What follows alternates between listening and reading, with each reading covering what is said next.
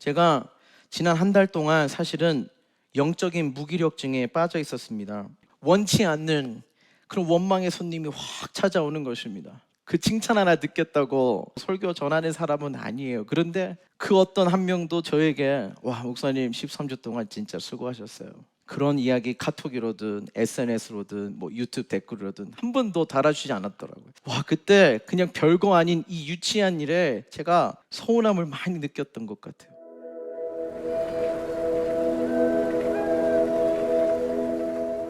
신명기 34장은 모세의 시대에서 여호수아의 시대로 넘어가는 징검다리의 역할을 하고 있습니다. 저는 오늘 느보산 봉우리에 선 모세의 마음 안으로 여러분들을 인도해 드릴까 합니다. 모세는 느보산 봉우리에서 눈앞에 펼쳐진 가나안 땅, 그 많은 성읍들을 바라보고 있었습니다. 우리 여기서 가나안 땅은 어떤 곳인지 한번 살펴보고 넘어갔으면 좋겠어요. 가나안 땅은 이스라엘 백성들에게는 완전히 새로운 다른 시대가 열리는 땅입니다. 잘 아시는 대로 이스라엘 광야 1세들은 40년 동안 광야에서 유목민, 노매드의 삶을 살았습니다. 떠돌이의 삶을 살았죠. 하지만 가나안 땅은 정착민으로서 세틀러의 삶을 살아가는 새로운 시대가 기다리고 있는 곳입니다. 두 번째로, 물론 그들의 조상인 아브라함에게 주신 언약의 땅이지만 그 땅은 전쟁이 기다리고 있는 땅이었다는 것을 우리는 생각을 해야 됩니다. 잘 아시는 대로 모세와 광야 1세대들의 시기는 정년, refine 하시는 하나님의 거룩한 백성들로 과거의 습관들을 버리게 하시고 거룩한 백성의 삶을 살아가게 하시려는 그러한 작업하시는 시간이었죠. 그런데 여호수아와 그 광야 2세들이 가나안 땅에서 경험해야 하는 그 시기는 정복의 시간입니다. 정복. 그리고 사사기의 시대가 열리면서 정착의 시기를 보내게 되죠. 정년, 정복, 정착의 시간. 여러분들이 기억하시면 좋을 것입니다. 여러분, 전쟁이 있는 곳이라는 것을 꼭 기억하세요. 여호수아는요 16년 동안 모세보다도 더 많은 전쟁을 치렀던 그러한 사람이었습니다. 뿐만 아니라 가나안 땅은 이방 종교의 백화점이나 마찬가지입니다. 여러분, 종교 다원화, 요즘 이 시대를 우리가 살아가고 있지 않습니까? 그리고 한국에는 요즘 차별금지법 때문에 난립니다. 점점 더 신앙을 지키기 힘든 시대를 살아가고 있습니다. 가나안을 뒤집어서 이야기하면 안 나가죠.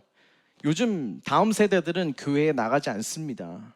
교회를 등지고 살아가는 시대죠. 그런데 하필이면 코로나19가 터지는 바람에 우리는 이제 컨택, 대면의 문화가 아니라 비대면의 문화를 살아가게 되는 그러한 위기 가운데 있다고 해도 과언이 아닐 것입니다. 점점 개인주의에 빠져들고 있는 이 시대 속에 어쩌면 이 코로나가 그 불에 기름을 붓는 것이 아닌가라는 생각을 우리는 하게 되는 것이죠.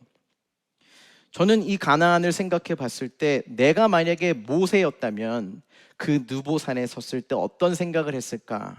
저는 그 가나안 땅은 더 이상 가고 싶지 않은, 더 이상 전쟁을 치르고 싶지 않은, 더 이상 함께하는 사람들과 싸우고 싶지 않은 그러한 땅이었을 것 같습니다. 니 나가라 가나안, 난 많이 묵었다 아이가. 죄송합니다. 저는 이 정도 유머밖에 몰라요. 하지만은요, 모세에게 가나안은 그의 꿈이었고 인생이었습니다. 120년 동안 모세가 얼마나 고생한지 여러분 잘 아시죠? 가나안은 모세가 참고 기다려온 광야를 걸었던 이유입니다. 그런데 말입니다, 하나님은 가나안 땅 바로 앞 느보산에서 모세를 스탑하세요. 너의 소명과 사명은 여기까지다라고 이야기하세요. 잘 아시는 대로 모세가 가나안 땅에 들어가지 못하는 이유를 민수기 20장에서 기록하고 있죠. 이스라엘 백성들은 가데스라는 곳에 들어섭니다. 이스라엘이 38년 만에 도착한 광야의 땅이었죠. 바로 가나안 땅에 들어가기 1년, 2년 남짓한 시간 속에 중요한 사건이 일어납니다. 이스라엘 백성들은 또 모세와 아론을 향해서 마실 물이 없다라는 컴플레인을 쏟아내기 시작하죠. 광야 2세대들이 바로 부모 세대들의 죄를 반복하고 있는 것입니다. 하나님은요, 모세에게 이렇게 말씀하셨어요. 이번에는 그 반석을 향해서 지팡이로 치지 말고 그냥 명령만 해라 얘기했어요. 그럼 물을 낼 것이다 얘기하셨습니다. 근데 모세에게는 분노가 있었던 것 같아요. 그리고 지팡이로 2번을 내려쳤습니다. 그것이 우리가 잘 아는 무리바 사건입니다. 무리바라는 뜻은 이스라엘 자손들이 주님과 다툰 곳이다 라는 뜻을 갖고 있습니다. 맞습니다. 모세가 다툰 곳이 아니고요, 이스라엘 백성들이 하나님을 불신해서 나타난 원인으로 나타난 일입니다. 그런데 이 일 때문에 모세는 가나안 땅에 들어갈 수 없다라고 하나님께서 말씀하셨어요. 모세의 마음이 얼마나 분통하고 억울했겠습니까? 모세는 가나안 땅을 정말 들어가고 싶었던 사람이었거든요. 오늘 우리가 읽었던 신명기 34장에도 모세는 120살이었지만 그 기력은 정정했다고 나와 있었으니까요. 그런데 바로 그 사건 때문에 그 이스라엘 백성들의 불만 불평이 원인이 되어서 들어가지 못했다라는 하소연을 할 만합니다. 신명기 3장 25절 26절의 말씀을 보시면 모세는 그의 설교에서 이러한 이야기를 하는데요. 부디 저를 건너가게 하여 주십시오. 그래서 요단 저쪽 아름다운 땅과 아름다운 산과 레바논을 보게 하여 주십시오. 그러나 주님께서는 당신들 때문에 나에게 진노하셔서 나의 간구를 들어주시지 않으셨습니다. 네, 이런 이야기를 해요. 모세의 심정이 느껴지시죠? 당신들 때문에 나에게 진노하셨다는 거예요. 네.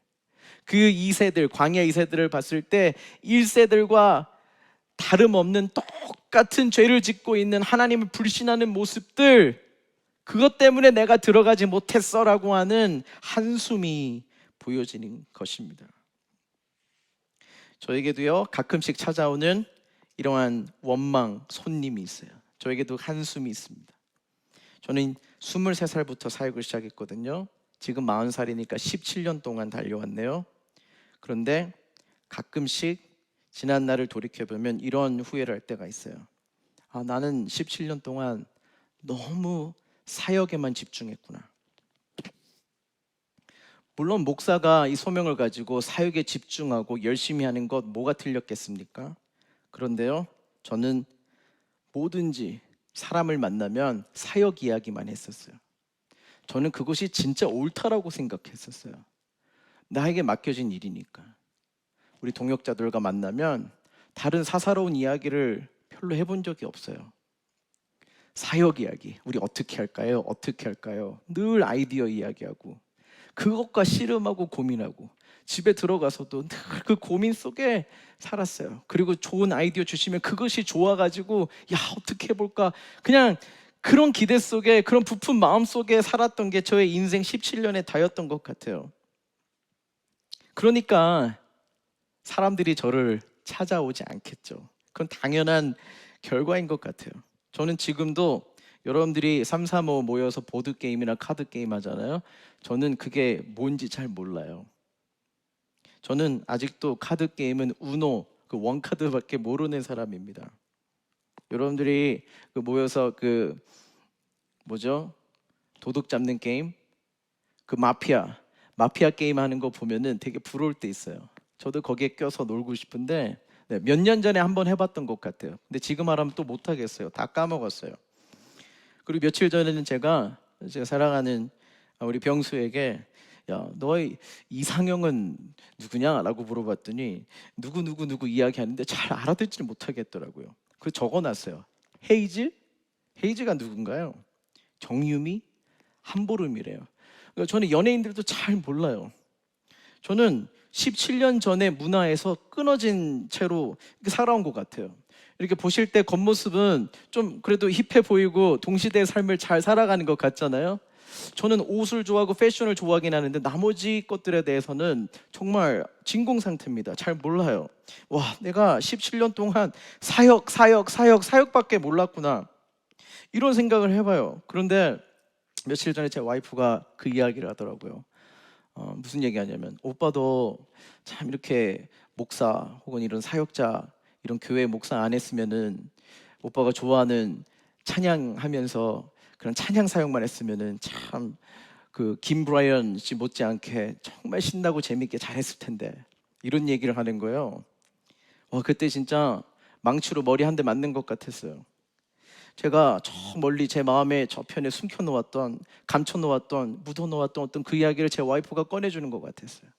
저에게는 그게 굉장히 그리운 곳이에요. 저에게는 그게 가나안 땅과 같은 곳입니다. 저는 늘 꿈꿨습니다. 저는 평생 찬양하면서 복음 전하면서 사는 것이 제가 제일 즐거운 곳이고요. 지금도 물 만난 고기처럼, 물고기처럼 그런 곳이에요. 네.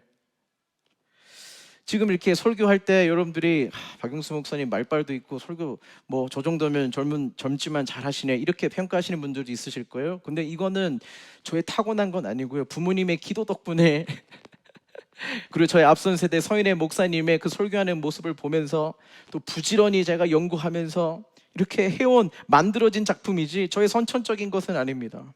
저에게 가나안 땅은 여전히 찬양하는 거예요. 전 찬양할 때가 늘 즐거워요. 온라인 예배 13주 하면서 여러분 얼마나 많이 재녹음을 했는지 몰라요. 함께하는 크루들에게 너무 미안해 죽겠습니다.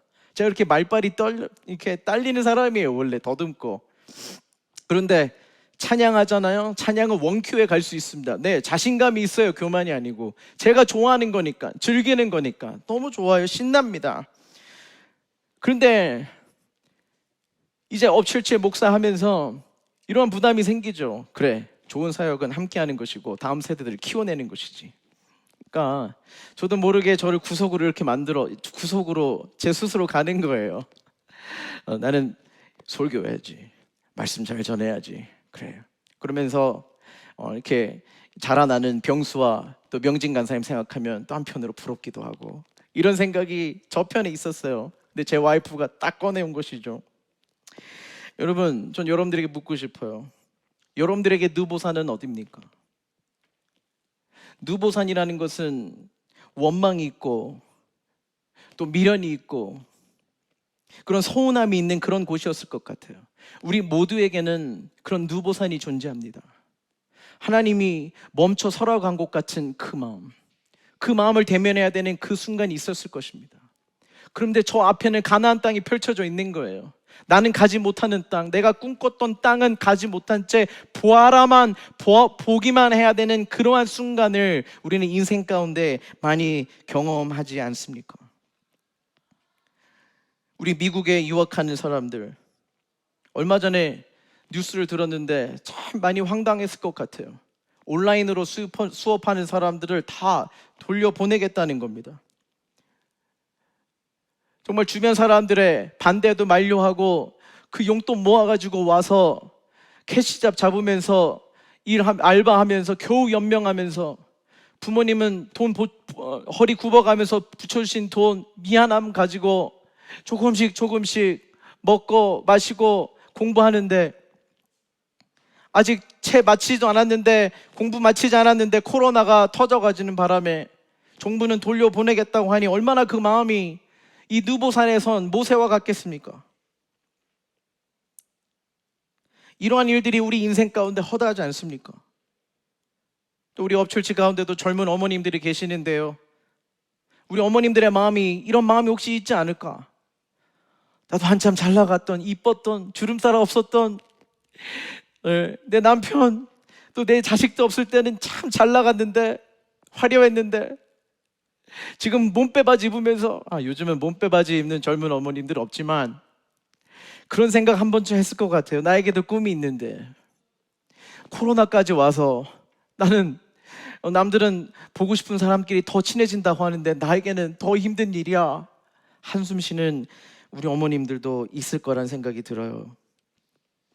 근데 여러분, 모세를 통해 우리는 배우는 중요한 교훈이 한 가지가 있습니다.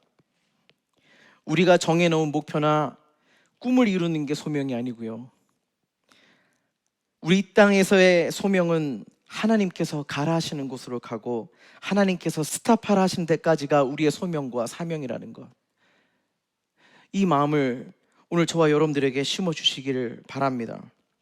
모세뿐만 아니라 다윗도 그러한 사람이었죠. 다윗은 정말 하나님을 사랑했던 예배자입니다. 다윗이 원했던 것은 성전이었죠. 하나님께 그 성전을 지어드리고 싶었는데 하나님은 스탑 하셨습니다. 너의 소명과 사명은 여기까지다. 그것을 누구를 통해 이루셨죠? 솔로몬을 통해서. 그리고 그 이후에 예수 그리스도 통해서 완전한 성전, 교회 모습을 하나님은 성취하셨습니다. 하나님의 큰 계획이 미래에 있었기 때문입니다. 사랑하는 여러분, 우리의 궁극적인 소명은 영원한 하나님의 나라입니다. 우리가 살아있는 이 인생 기간 동안에 해야 할 일은 하나님을 더 가까이 관계하고 내가 처한 곳에서 함께 관계하는 사람들을 주님께로 인도하는 통로의 삶. 그것이 우리가 이 인생의 소명 길 가운데 해야 되는 궁극적인 일입니다. 우리 5절과 6절의 말씀을 한번 읽어보실까요? 주님의 종 모세는 주님의 말씀대로 모압 땅에서 죽어서 모압 땅 벳부올 맞은 쪽에 있는 골짜기에 묻혔는데 오늘날까지 그 무덤이 어디에 있는지를 아는 사람은 아무도 없다. 저는 이 말씀을 읽으면서 하나님 앞에 다시 한번 질문을 던졌어요. 하나님 참 너무하시네요. 모세의 삶을 알지 않으십니까? 모세 120년이 행복했겠습니까? 모세의 처음 40년은 이집트의 화려했던 왕궁에서 자랐다고 했지만 사실 바로 공주의 양아들로 40년의 삶을 살지 않았습니까? 그리고 나서는 도망자의 삶을 40년 동안 미디안 강화에서 살았고, 또 하나님이 부르셔서 80세 부르셔서 나머지 40년을 광야에서 광야 1세대들과 뺑뺑이 돌게 하시면서 참 많이 굴리셨는데 어떻게 하나님 무덤 하나 남겨주시지 않고 하나님이 부르셨습니까? 이런 생각이 저에게 들더라고요. 그런데 예수님에게 무덤이 있었습니까? 예수님에게는 무덤이 없었습니다. 관광 명소일 뿐이죠. 사람들이 사진을 찍고 예배하고 눈물도 흘리긴 하지만 제가 볼 때는 관광 명소입니다. 예수님은 무덤이 필요 없으신 분이십니다. 왜냐하면 죽음을 이기신 부활하신 하나님이시기 때문에 무덤의 뚜껑을 열고 나오셨습니다. 무덤이 의미하는 것은 전 인생을 닫는 그 순간 아닙니까? 묻어버리는 것이 무덤 아닙니까? 닫혀있는 곳입니다. 그런데 하나님은 돌 무덤을 열고 나오셨습니다. 그리고 그 돌 문을 닫지 않으셨습니다. 열고 나오셨어요. 열려있는 무덤은 더 이상 무덤이 아닌 것입니다. 장소일 뿐이죠. 모세가 그의 120년의 인생 동안 남기고 간 것은 딱 두 가지입니다.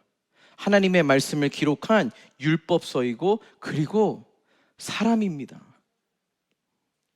내가 이 땅에서 무엇인가 남겨놓고 기념관 하나라도 남겨놓고 가자라는 생각보다 그 시간과 그 열정과 그 리소스들을 앞으로 가나안 땅을 밟으며 정복하며 살아가야 할 다음 세대의 인물을 키우는 곳에 우리의 삶을 드리는 것이 우리 인생의 참 중요한 사명이라는 것, 과제라는 것을 우리는 알게 됩니다. 또 8절의 말씀도 한번 읽어보실까요? 이스라엘 백성은 모압 평원에서 모세의 죽음을 애도하는 기간이 끝날 때까지 모세를 생각하며 30일 동안 애곡하였다. 네, 30일 동안 백성들이 모세의 죽음 앞에 슬퍼했대요. 와, 이 정도면 모세 성공했네요 라는 생각 하실 수 있죠? 왜 그런 이야기 하잖아요. 결혼식보다 장례식을 가면 그 한 사람의 인생을 볼 수 있다고요. 그런데 저는 이 말씀을 읽으면서 이런 생각이 드는 거예요. 있을 때나 잘하지 이놈들아. 있을 때나 잘하지. 참 너무하다는 생각이 들었습니다. 제가 지난 한 달 동안 사실은 영적인 무기력증에 빠져 있었습니다. 아무래도 카메라 앞에서 사랑하는 여러분들과 대면하지 못하고 말씀을 전한다는 것이 참 부담스럽고 힘들었었나 봐요. 13주 동안 코로나 버스터스 그 시리즈를 정말 나름 열심히 준비해서 이 코로나 기간 이겨보자고 이 노아와 방주의 삶에 대해서 여러분들과 나눴는데 그 마지막 시리즈 함에 대한 이야기를 여러분들과 나누고 나서 집에 돌아가서 쉬려고 하는데 근데 갑자기 제가 참 원치 않는 그런 원망의 손님이 확 찾아오는 것입니다. 예. 전 정말 여러분들의 칭찬을 바라고 말씀을 전하는 사람 아닙니다. 그 칭찬 하나 듣겠다고 목사님 최고의 설교가입니다 이런 얘기 듣겠다고 설교 전하는 사람은 아니에요. 그런데 이상하게 그날 그 어떤 한 명도 저에게 와 목사님 13주 동안 진짜 수고하셨어요. 예. 그런 이야기 카톡으로든 SNS로든 뭐 유튜브 댓글로든 한 번도 달아주지 않았더라고요. 와 그때 그냥 별거 아닌 이 유치한 일에 제가 서운함을 많이 느꼈던 것 같아요.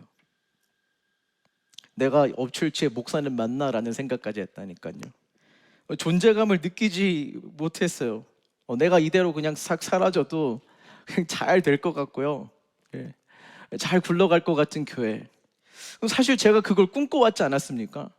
이 박용수 목사의 교회가 아니니까요. 그런데 저도 인간인가 봐요.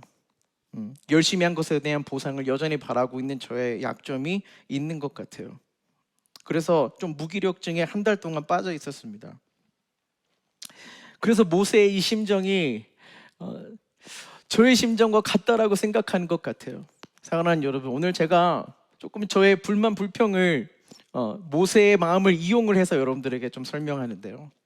원래 설교학적으로는 이 목사의 개인적인 이야기를 나누고 약점을 나누는 것이 참 좋지 않은 일이지만 그래도 저와 함께하는 우리 성도 여러분들은 이 정도 이해해 주실 거라 생각해요.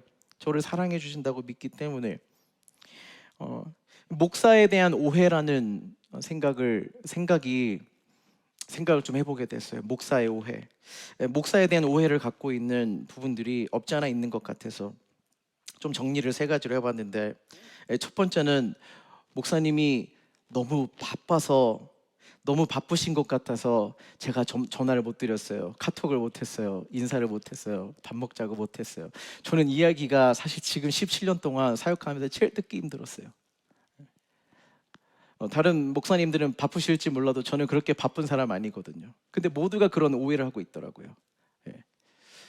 그러다 보니까 어쩌면 저희가 제일 왕따였다라는 생각이 좀 들었었어요. 다 바쁘다고 생각하고 아무도 연락을 안 해요. 그런데 항상 찾아가는 사람은 저잖아요. 연락하고 전화하고 안부 묻고. 이번 코로나 우리가 보지 못하는 기간 가운데 저에게 먼저 카톡이나 전화를 해주신 분 있다면 자신 있게 손 한번 들어주세요. 있죠. 없지 않아 있죠. 근데 저에게 욕심이 있었나요? 보지 못했지만 한 30명, 40명 되는 우리 청년들과 더 친해지고 싶고 서로 안부 묻는 그런 시간을 제가 바랬던 것 같아요. 두 번째 또 한 가지 오해가 있는데요. 그것은 교회가 목사의 것이다 라는 오해를 갖고 있는 분들도 있는 것 같아요. 대놓고 말씀하시지 않지만 속에 저변에 그런 모습이 있을 수 있어요. 왜냐하면 지금까지 여러분들이 언론을 통해서 혹은 여러분들이 경험하셨던 교회의 모습, 목사의 모습이 있었는지 모르겠지만 여러분, 교회는 목사의 것이 아닙니다. 교회 주인은 목사가 아니라 예수님입니다. 저도 똑같이 피해를 받고 또 하나님 앞에 헌금을 드려야 되고 여러분과 함께 똑같은 몸의 지체로서 헌신을 하는 사람이라고 여러분들이 생각을 해주셨으면 좋겠습니다. 저희 가족의 살아가기 위해서, 월급 주기 위해서 여러분들이 헌금하시는 거 절대로 아니라는 것이죠. 그러니까 목사니까 당연히 해야 되는 게 아닌가 이런 생각이 있다면 우리 다시 한번 생각해 봐 주셨으면 좋겠어요. 목사니까 새로운 사람들을 먼저 찾아가야 되고 밥 먹다가도 뛰쳐나가서 주차장까지 가서 사람들 배웅하고, 이건 목사라서 해야 되는 것이 아닙니다. 물론 저는 그렇게 배워왔어요. 목사는 항상 겸손해야 되고 먼저 찾아가야 된다. 근데 때로는 설교하고 나면 지칠 때가 있어요. 저도 혼자 있고 싶을 때가 있고 밥 혼자 먹고 싶을 때가 있어요. 배고프거든요. 그런데 저의 익숙한 모습은 마음은 쉬고 싶은데 그런 새로운 사람들 뻘쭘해하는 모습 보면 그냥 가게 됐어요. 그렇게 단련돼 있어요, 제 모습이. 그리고 집에 가면 한숨이 나오는 거예요. 피곤하다. 그렇다고 이것조차도 마음 없이 외식으로 한 거 아니니까 절대로 오해하지 마시고, 진짜. 그런데 인간적인 이 연약함이 때로는 짓누를 때가 있는 것입니다. 이 이야기는 저만이 아니라 지금 함께 공감하시는 사역자님들이 분명히 있을 거라고 저는 생각이 듭니다. 또 아까도 말씀드렸지만 목사하면 너무 가까이 하기에는 먼 당신이에요. 만나면 사역 이야기하고 만나면 잔소리할 것 같고 권면 들을 것 같고, 그러니까 찾아가고 싶어도 멈칫할 수 있겠다 이런 생각을 해봅니다. 근데 여러분, 원래 1세대들 이런 개척자들은 터프할 수밖에 없어요. 그걸 이해를 해주셔야 돼요. 왜냐면 땅을 개간하고 집을 세워야 되니까 거기에 더 몰입할 수밖에 없겠죠. 하지만 여러분들처럼 목사들도 사역자들도 똑같이 인간적으로 함께 친구 되고 싶고 먹고 마시고 놀고 싶은 그런 마음이 왜 없겠어요? 근데 이러한 마음을 가지고 한 달 동안 씨름했습니다. 그리고 신명기 34장을 읽는데 하나님이 저에게 위로를 주신 것이죠. 여러분 함께 9절에서 12절까지의 말씀을 읽어볼까요? 이 말씀 속에 들어있는 하나님의 그 스윗한 그 마음을 제가 듣게 됐고, 그 마음 때문에 저는 이제 앞으로 13주 동안에 이 온라인 후반전을 뛰어갈 수 있는 힘을 얻게 되었어요. 저는 이것을 나누기 위해서 그 전에 저의 불평을 여러분들에게 드린 것이니까 이해해 주세요. 한번 읽어봅시다. 10절에서 12절. 그 뒤에 이스라엘에는 모세와 같은 예언자가 다시는 나지 않았다. 주님께서는 얼굴과 얼굴을 마주대고 모세와 말씀하셨다. 주님께서는 그를 이집트의 바로와 그의 모든 신하와 그의 온 땅에 보내셔서 놀라운 기적과 기이한 일을 하게 하셨다. 온 이스라엘 백성이 보는 앞에서 모세가 한 것처럼 큰 권능을 보이면서 놀라운 일을 한 사람은 다시 없다. 네, 하나님의 평가, 또 후대의 평가 가운데 이 모세는 정말 대단한 사람임은 우리가 부인할 수 없을 것입니다. 모세와 같은 예언자가 다시 나지는 않았다고 말씀하시니까요. 그리고 모세와 같은 수많은 놀라운 기적과 기이한 일을 하게 한 그런 통도된 사람은 없어서 전무후무합니다. 그런데 저는 그러한 평가보다도 10절에 숨어있는 이 말씀이 저의 눈을 번쩍 뜨게 했어요. 이 말씀은 바로 주님께서는 얼굴과 얼굴을 마주대고 모세와 말씀하셨다는 겁니다. 그 어떤 평가보다도 이 얼굴과 얼굴을 마주대고 모세를 안으시고 가까이 하시고 그 임재 안에서 모세에게 하나님의 마음을 주셨던, 모세와 하나 되셨던 그 마음을 알 수가 있었어요. 저는 이 마음이 뭔지 알 것 같아요. 사랑하는 여러분, 우리 기분이 좋을 때만, 행복감이 있을 때만 하나님께 예배하는 게 아니에요. 우리는 이 인생의 삶을 살아가면서 힘들 때가 얼마나 많습니까? 그 기간에 이 모세는 하나님 찾아갔어요. 하나님 안에서 하나님만이 주실 수 있는 그 행복과 만족감, 그 안에서 모세는 그 어려운 일들, 이스라엘 백성들이 불평하고 하나님을 불신하며 그러한 사건 속에서도 모세는 이길 수 있었던, 그의 소명을 완주할 수 있었던 이유가 바로 여기 있었던 거예요. 오늘 이 말씀이 잠시 한 달 동안 또 무기력함에 빠져 있었던 저를 위로하셨어요. 정말 세상에 어떤 사람들의 평가가 아니라, 내가 보이고 싶은 내 만족의 내 모습이 아니라, 여러분, 하나님만이 주시는 이 말씀이 나를 힘을 주시고 눈을 뜨게 하시고, 모세가 120살이 되었는데도 기력이 정정했던 것처럼 오늘 저와 여러분들이 필요한, 낙심 속에 필요한 느보산에 서 있지만 오늘 저희에게 이 마음, 하나님의 모세처럼 대면하며 가장 가까운 곳에서 교제하기 원하시는 그 하나님의 마음을 가지고 오늘 일어날 수 있게 되기를 주님의 이름으로 축복합니다. 이 칭찬을 듣고 사는 것이 우리 인생에는 가장 큰 축복이고 상급임을 우리 잊지 맙시다. 사역 중심적이고 율법의 대명사로 보이는 모세였지만 사실 그것은 표면에 보이는 오해였다는 것을, 모세는 율법의 시대의 사람으로 여호수아는 은혜의 시대의 사람이라고 이분법적으로 우리가 너무 나누었던 것 같아요. 모세는 그 누구보다 하나님과 친밀했고 사람들을 사랑했던 사람입니다. 모세는 시내산 꼭대기에서 하나님과 대면했습니다. 백성들이 하나님을 원망하고 자신을 원망할 때마다 하나님 앞에 나아갔습니다. 그리고 백성들을 하나님 사이에서 중재했습니다. 여호수아를 키워냈습니다. 그리고 느보산 꼭대기에서 자신의 소명을 겸허히 받아들였습니다. 오늘 모세에게 주셨던 이 칭찬, 하나님의 존전 안에서 하나님과 가장 가까이, 하나님의 숨결까지 느낄 수 있는, 하나님의 심장 뛰는 소리까지 느낄 수 있는 그곳으로 오늘 예배를 통해 여러분들이 인도해 주셨으면 좋겠어요.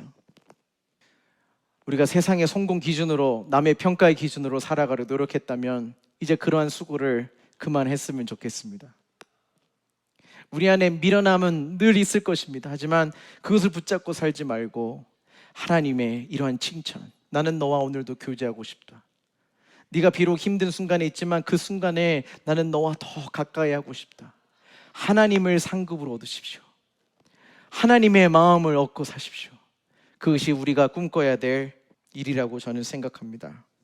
사랑하는 여러분, 이제 우리 온라인 예배 후반전을 함께 달려가야 될 텐데요, 오늘 저와 여러분들 기진맥진했던 사람들이 있다면 다시 한번 영의 힘을 주셨으면 좋겠어요.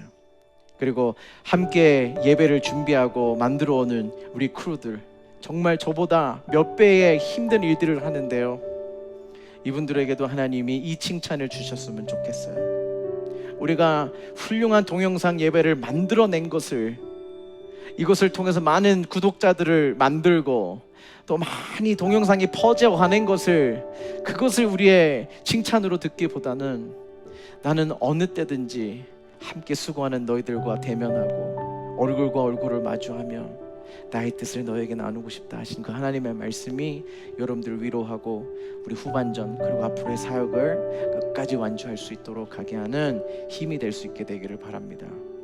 기도하겠습니다.